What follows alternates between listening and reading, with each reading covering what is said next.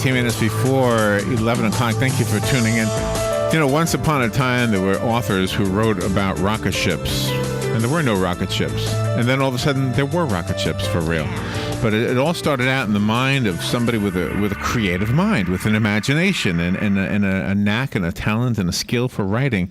And it is an interesting thing to observe when you look back at old science fiction and you realize that a lot of the science fact that we're living in and experiencing today was originally science fiction. Exactly. The space shuttle program was one of those science fiction ideas, maybe not specifically the way it turned out to be. But our next guest has both sides of her brain working because she worked on one of the space shuttles. It says here she was worked as the operating system software programmer for the Space Shuttle Columbia. And she's also an author, and she won an award. She was at the 2015 L. Ron Hubbard Writers and Illustrators of the Future Awards. I think it was in L.A., right? Back in a month ago or so. Yeah.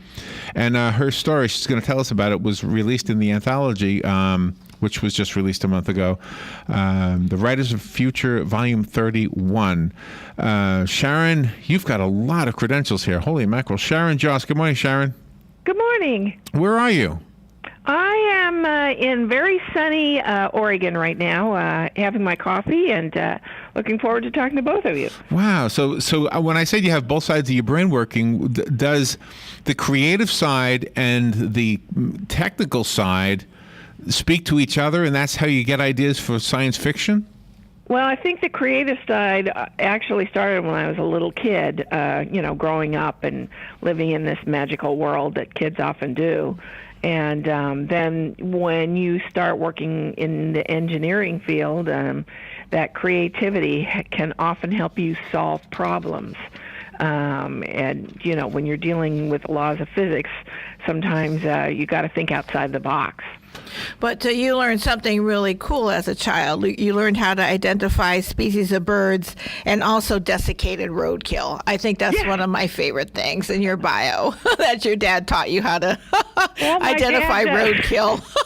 My dad was like the local animal man that everybody went to. So whenever anyone found something dead on the side of the road or something washed up dead on the beach, they'd call my dad and he'd go out there and see what it was. So yes, I often went with him and learned how to detect those things, often at 60 miles an hour going down the freeway. Oh, wow. Oh, that would be fun to ride with you. That would be fun.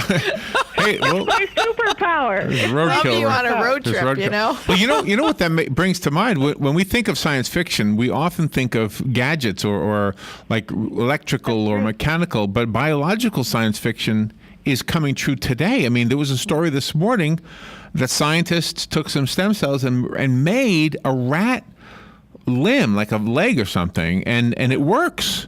Yeah. Cool. Yeah. So cool. and so I mean that's you don't have to make this stuff up. Not anymore. Today. No. Yeah. So how do you then? How do you look to the future when you've got so many things happening right now that seem almost like fiction? Well, I think it just starts off with what would I really want to do, and I can speak to the space shuttle program by saying, man, woman, has always said, wouldn't it be really cool if I could fly? And how do I make that happen? And it's the same sort of thing. Wouldn't it be really neat if I could make a rat limb?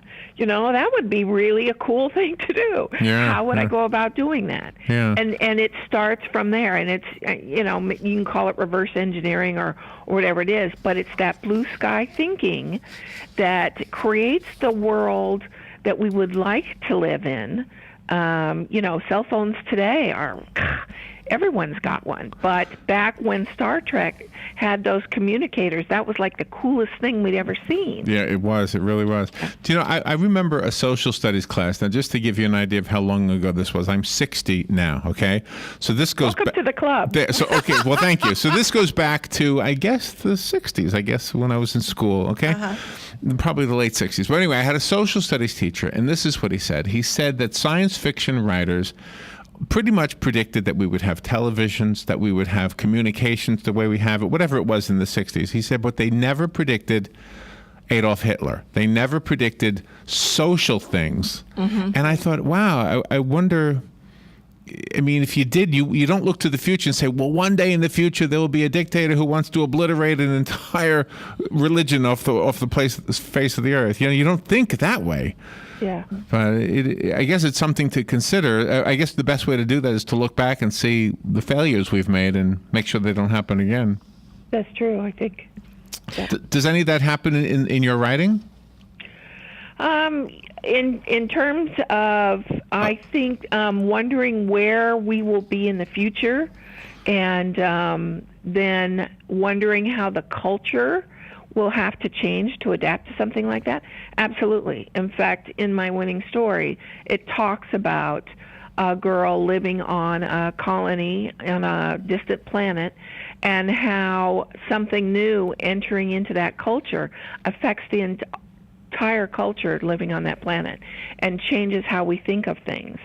And, science fiction embraces not just the technology, as you were mentioning earlier, but, it should also think to the culture, whether it is a new style of dress or way of thinking, because all of these things do affect our thinking, how we raise our children. I mean, there's generations of children now that have never seen a telephone on a wall or a transistor radio or some of those other things that are part of our culture, but in the culture going forward, it's completely different. Well, it's like this. There was this article about these laser cannons that the space station will have soon that can obliterate space junk so that it doesn't hit them and hurt them. And I'm thinking, wow, we have lasers that can destroy things in space. That sounds like Star Wars. And of course, the next thought was, wow, if a bad guy gets that, that's not good news for us, because they might not aim it at space junk. They might aim it at us. Yeah. Well, I mean, and that's the stuff that movies and science fiction books are all about. It's all about the what if. And, it can be what if good, wouldn't it be cool if we could fly? It can be what if bad, what if somebody came after us, what would we do? When you worked at NASA, were you allowed to interact with the public and be a speaker so you could really talk to the children to see if they would be interested in a career such as yours and give them encouragement? Well, I didn't work for NASA. I worked for one of the contractors that built the space shuttle. I worked for Rockwell International. Oh, okay. And so we actually were over in California, and we didn't really interact with the public in that sense because we delivered to NASA, and so NASA was like the faceplate of the product. Oh my gosh! Wow. So this is a very prestigious award that you won. And when we take a break, after we take the break, I need to do right now. So we'll do that when we come back. I want to find out a little bit about what that experience was like to go to the award ceremony, how it has changed you, if at all. And we'll do that when we come back. Okay. We'll be right back.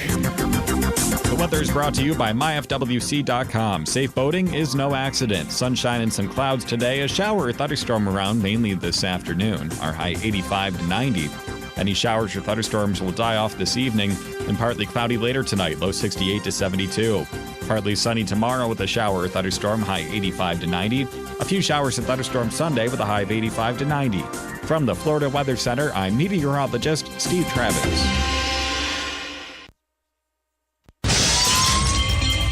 Hi, I'm Seth with AA Lock, Dock, and Security. Have you ever thought about the locks or security on your house or business? Have you ever wondered why the keys to your new car cost so much? Well, at AA Lock, Dock, and Security, we can help with securing your valuables. We can even replace those expensive transponder keys. We can give you the knowledge that no one else will. Call AA Lock, Dock, and Security at 867-1965. That's 867-1965. All right, 8 minutes before 11 o'clock. I watched the video of the ceremony, the Writers of the Future Awards event at the Wilshire Ebell Theater. I don't really know where that is. I'm familiar with Wilshire Boulevard. I used to live in Santa Monica. In Los Angeles. Anyway, so Sharon, what was that like? What was that like to do there? It was is amazing. The whole ceremony, it really is like Hollywood, just like you see on TV. You walk up, there's red carpet, there's photographers everywhere.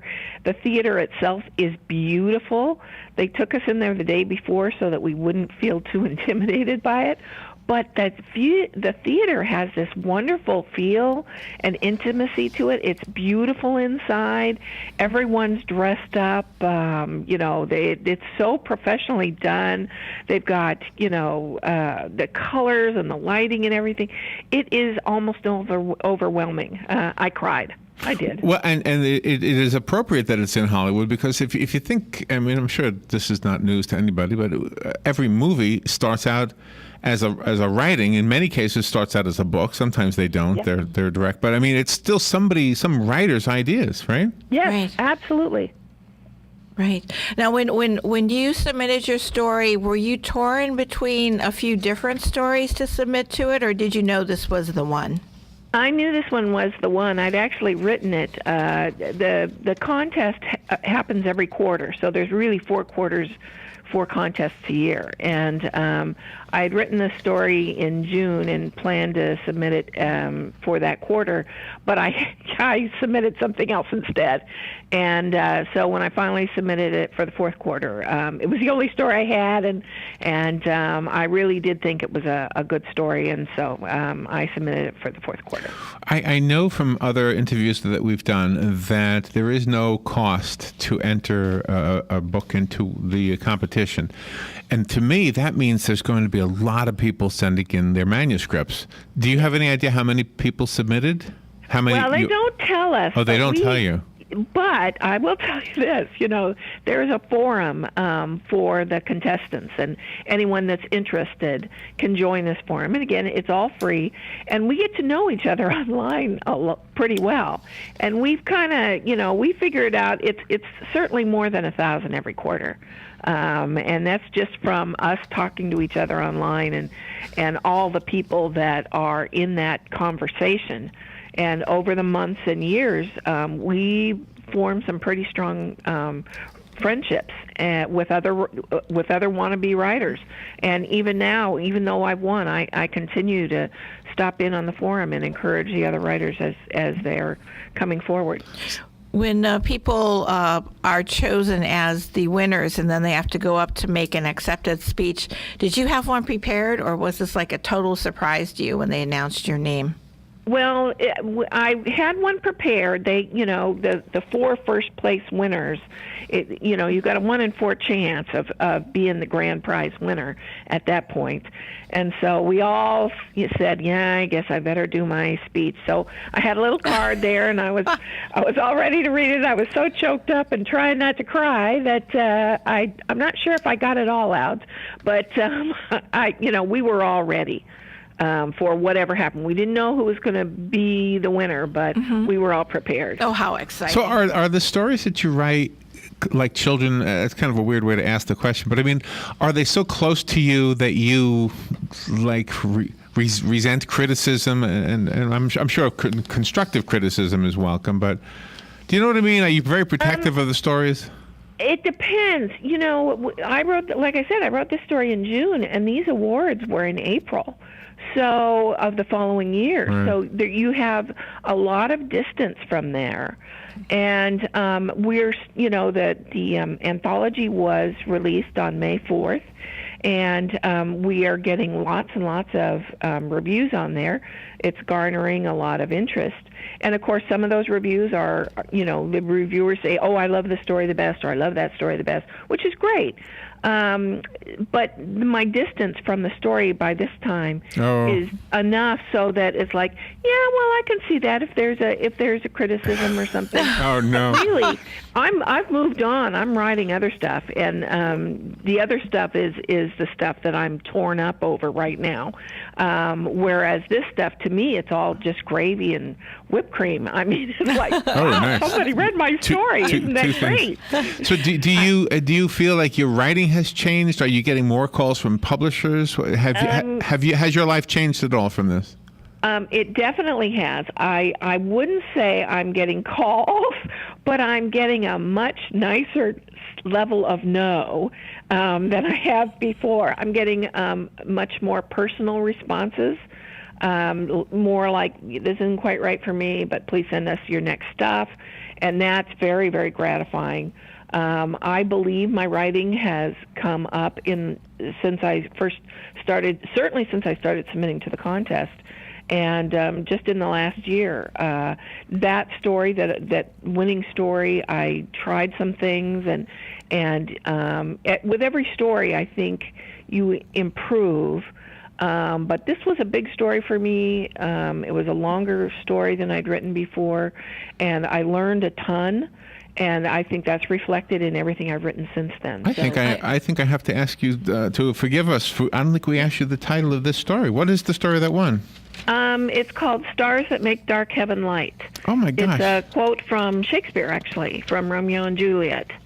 And it was a longer story. I think it's the longest story in the anthology. Mm-hmm. I visited your website, and it really is wonderfully put together. And I love the photograph of you on there. That's I just love the feel of it. Thank you. I got to tell you, I just put that up yesterday. Wow. Wow. Was it on her website? Yes. Let me go look. So SharonJoss.com, that's the website? Yes, that's it. Easy peasy to remember. Okay, and Sharon spells her last name Joss. And how do we get the anthology? How do we buy that? Anywhere you buy books, whether it's online or in a bookstore, it is everywhere and from all your favorite booksellers. Well, and you can get it in electronic or hard copy from whatever favorite, but it's everywhere. Oh, that's wonderful. Oh, I just saw a picture of you. Oh, look at that. You're a pretty lady. Yeah. Holding the book right there with a peach-colored top on. Wow, that's a big book. That Right Into the Future book I is... wore that top to match the cover. Yeah. That was my very first book signing. Yay. Sharon, thank you so much for being on the air with us. This was fun. Good luck. Thank you. It was for me, too. Thank you very much. Good luck with everything you do. All right, we will take a break. We'll be right back. Broadcasting from the Paddock Mall Studios, this is WOCA, Ocala, Gainesville, The Villages, 1370 AM, 96.3 FM, The Source.